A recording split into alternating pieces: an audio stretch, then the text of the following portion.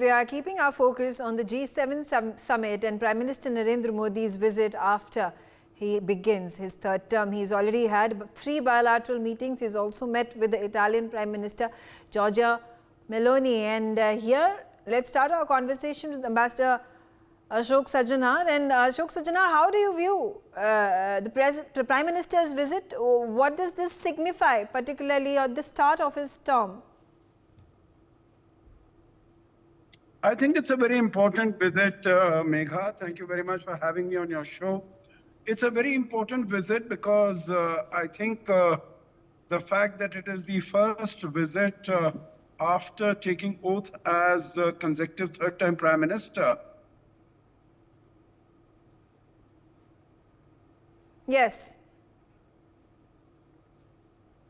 Jyota, would you like to respond to that while we get the audio connection fixed? Yes, Jyota. You're talking about the significance of this visit, and obviously the photo ops that have happened, the optics also narrate the story by themselves. Yes, you see, in fact, if you look at the particular gathering in the Italian city of Bari, where this summit is taking place, this is significant because except for Meloni and Mr. Modi, all the leaders are lame duck leaders. Okay, all of them have a 1 foot outside the door, because Mr. Biden is more likely than not, he's going to lose the election if Mr. Trump is allowed to fight. Let's hope the Democrats will not rig the election to that extent.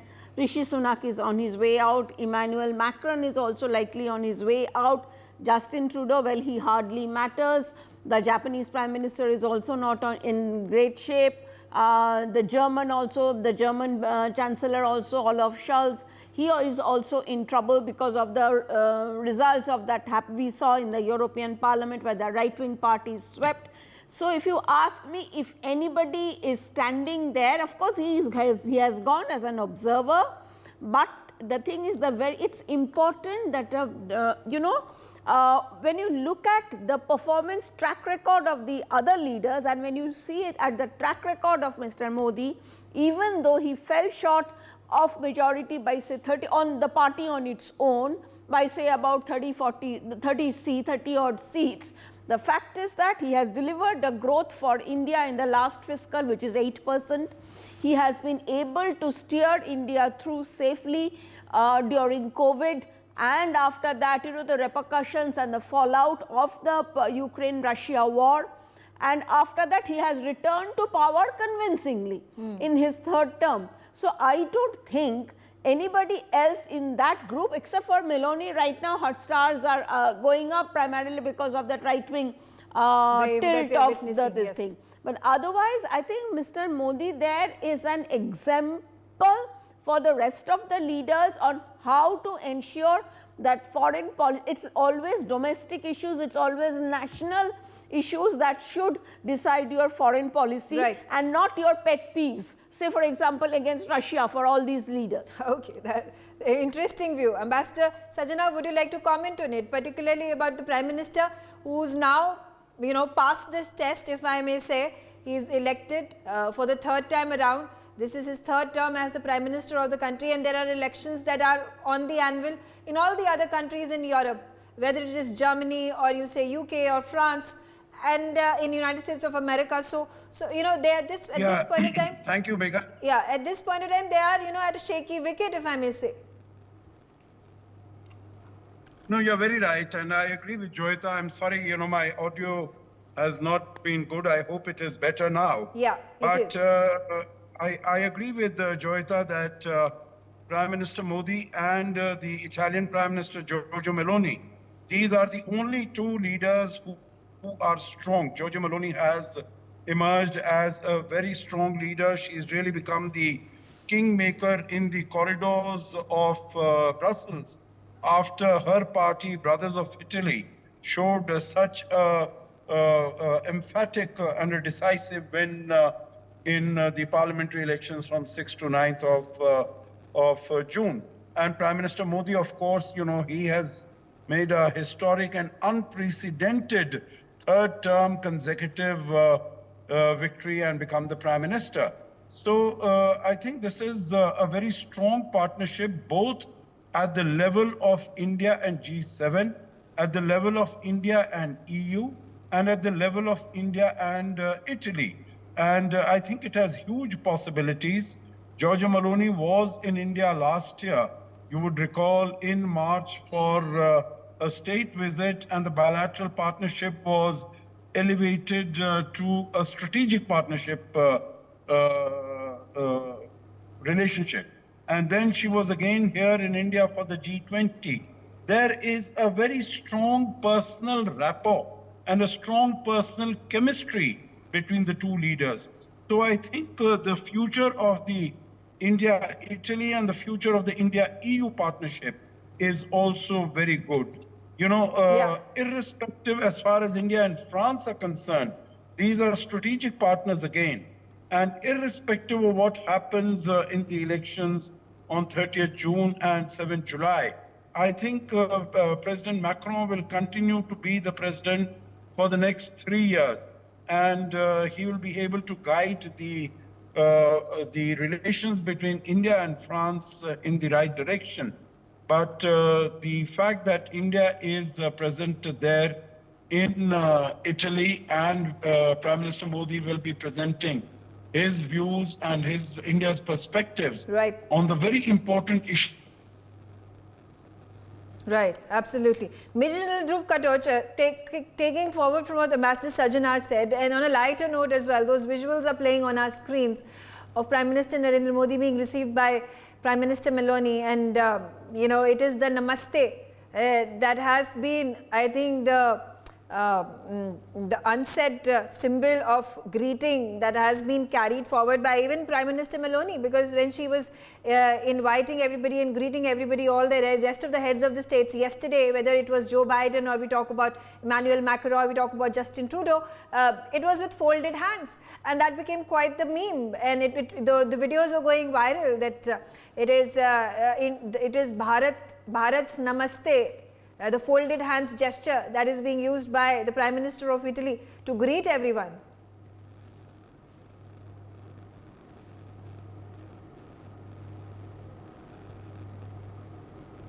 International now.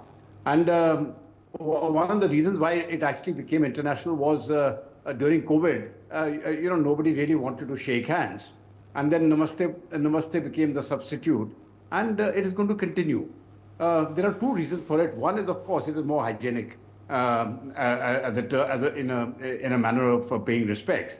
But secondly, I think it was the persona of the Prime Minister Narendra Modi, who is very well respected amongst all the world leaders. Now, when you look at the, you know, regardless of whether any of the G7 members will win their elections again or not, the point is that the Prime Minister has got a personal rapport with each one of those leaders. Except if you take out Canada, but leave and with Canada as it is the minor player. But the other members of the G7, the 6 of them, there's a one-to-one personal rapport with the Prime Minister, and I think that is very important. So while the G7 is an economic sort of a meeting and a get-together, there are many other aspects also which come into play. And it is important that India is there because you know, what is India's stance on various international issues, on various global issues, also comes out into play, including the visible hand of India as far as being the voice of the global South is concerned. That is one. And number two, the importance which India attaches to strategic autonomy, especially as seen in its stance. Where when the G7 members were trying to get after Russia, India said no. You know, we've got our own strategic interests, and we will continue to import oil from Russia. And that was taken in the correct spirit by the members of the G7, which are really the more economically advanced countries. So I think this particular meeting reinforces that. Okay. It reinforces in a sense also Narendra Modi's persona, because he's the third-time Prime Minister now, and. To that extent, I think the stature of India has increased a very great deal. Megha. Yeah, absolutely. Jayant Krishna, you know, obviously when all those bilateral meetings have happened and It is Macron who has met Prime Minister. It is Rishi Sunak who has met Prime Minister. The Ukraine President who met Prime Minister. And Meloni, of course, greeting him, invited him to Italy for the G7. Obviously, the first conversation would be that, you know, congratulations, you've won the election. This is an unprecedented third consecutive term that you've won the election and are now going to be the Prime Minister. So it's the stability that is provided by the Modi government that is also a point of appreciation for these leaders, because they are the ones who are going to be forging ties further ahead with India. Yeah, absolutely. So, I mean, while a lot of G7 countries have a stability issue in terms of top leadership, you know, this election has shown that there are none in our own country, India, that's for sure. While still not much is known as to what transpired in these bilateral meetings on the sidelines of G7. But I think some discussions, you know, broadly in G7 are very, very important. But before we get there, let's look at what was the prelude to G7.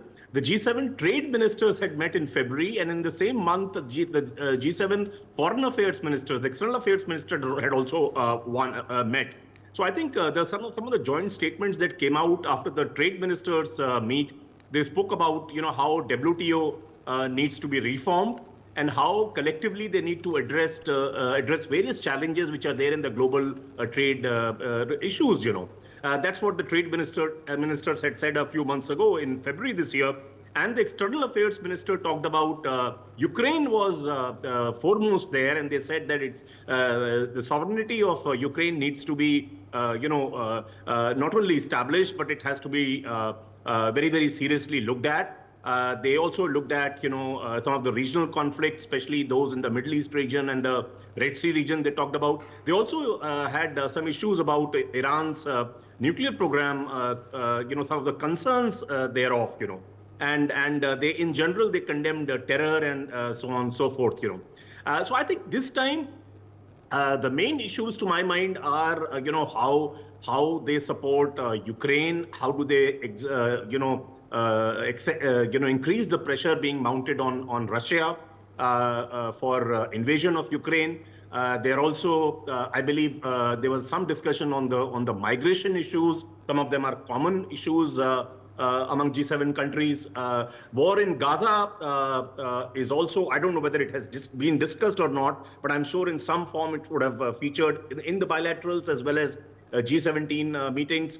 And possibility of extending some kind of financial support to Ukraine, because it's that nation, it's completely broke today. Absolutely. You know, let's not be in two minds about it that this G7 is dominated by the Ukraine-Russia war, as has been the G20 summits. And obviously, when it is President Biden, just a day before coming to the G7 summit in Italy, decides to put 300 plus sanctions on Russia. And as soon as the first meeting of the G7 leaders takes place in Puglia, the first decision is taken. The announcement that comes is there is going to be a $50 billion loan that is going to be provided to Ukraine from the frozen assets of Russia by the NATO nations. So that's that, and that's clear as day. Joyita, coming to you about amidst, of course, the larger cause that the G7 nation and the narrative that they want to build and have continued to build through a number of these grouping meetings that take place, summits that take place. Prime Minister has spoken time and again about speaking about and building the narrative and taking the voice of the global South. Now, how is that possible? Yes, there are bilateral meetings and India's interests are going to be foremost, so are going to be the interests of the corresponding country where the bilateral meeting is taking place, with whom the bilateral meeting is taking place. But how does the global South message appear in the G7 summit, which is dominated by issues that are led by America? No, you see, when you look at the G7 agenda that Italy has, Africa is a part of that. There is economic security, there is an Indo-Pacific region. But of course, the focal point of the summit is Ukraine. And if you ask me, that's a very self-defeating agenda, primarily because you see, as soon as these leaders are out, there will be leaders who will be coming in who have a much more nuanced position on this Russia-Ukraine war. And if Donald Trump comes in, frankly, he wants NATO to end. So, I mean, how long this will continue? And I think these people are forgetting what has happened is that, you know, it is their policies that have caused so much hardship among people. So, what the kind of response that we are witnessing in particularly Europe, or even for that matter in the US we are going to see, is that, you know, not only it's about anti-immigration, but against whatever policy that their governments have taken. Now, amid this, you know, Mr. Modi's presence is like I would say like a fresh air, breath of fresh air, primarily because he is reminding the world that there is more to it than just Russia and Ukraine. I mean, you are not even giving any focus on the war that is going on between Israel and Hamas. Okay, you are not even talking about that. Okay, you have mentioned that there is Indo-Pacific. So, obviously, you see the very, and when you are, so the very fact that Mr. Modi is talking about the global south whenever when he is talking about these leaders, that itself is bringing focus on these issues. Right. I mean, there will be token mentions by these G7 people. You know, we will see when the declaration comes out, you know, where exactly, what is the order of mentioning that, you know, the global south comes. But yes, his very presence is a reminder to them that there is more to you, that number one, you do not have a choice but to move in the Indo-Pacific area without us, without India. And the other thing is that there is more to the world, as I mentioned, than Russia and Ukraine. General Dhruv Khatoj, what are your views? Of course, India has been invited by Italy for many years now. The Prime Ministers have visited Italy, beg your pardon, not Italy, but the G7 summits that have taken place. Prime Minister Manmohan Singh has also visited in the past, and now Prime Minister Narendra Modi in the last 3 terms that he has been Prime Minister. How do you think our bilateral talks that have happened on the sidelines with all these leaders, what do you think are going to be the outcomes of it? You know, Megha, India being invited to the G7, I don't think is news any longer. I mean, it is accepted as, okay, India will be there. Yeah. Perhaps if India wasn't invited, that would make the headlines. So we have achieved a certain stature over the years, and the world cannot afford to ignore us any longer. I think what will happen is on the sidelines, not so much as to what India will contribute in into the proceedings as far as the G7 is concerned. But I think a great deal of talk will take place behind the curtain, so to say, on bilateral issues. And I think that is going to be a very important takeaway, where India will certainly explain its stance as to why Russia remains important for India, our own view as far as the conflict between Israel and Hamas is concerned, and the challenges which the global south faces, which India is going to keep repeating time and time again. We are all affected. So I think what India will say during these talks is that it is a global community, and if we can all rise together, as the Prime Minister very famously said many times, you know, that on the Indo-Pacific issue, that, you know, we can all rise together. It is not a zero-sum game. I think those are the points which will be emphasized by the Prime Minister during the bilaterals, and he has got the authority actually to be taken seriously. I think that will be, in my view, I think that will be the most important takeaway. Megha. Okay, all right. So quickly then, a word from you, Jayant, before I wrap this up, about what does the future for G7 countries hold? And can there be a future where India can be part of G7 and the G7 expands to G8, G9, G10? So, to my mind, you know, whether they expand or not, for all practical purposes, India is a member. It may not technically be a member, but it has been an invitee for a very long time. So, frankly, there is a difference between being an invitee versus being a member of the G7. You have a greater say in what your joint declaration is going to be. You have a greater say on the table of what are your priorities. Yeah, so I think by ignoring India, you know, they can do it at their own peril, and they can do it at their own, to make it a more credible, association of nations. They must have India as a permanent member. That's very important. They must formally expand, because there have been bodies like European Union and things like that. I mean, recently, you know, they talked about how Africa partnership has been recommended by none other than Italy itself, you know. So I think it has to become, but frankly, more important than that, I think, their stand on terror issues, their stand on global, on the climate and the global warming. It's very, very important that the stand they take. Today, I was very, very impressed with what Pope mentioned. They said that, there has to be a ban on the lethal automatic weapons.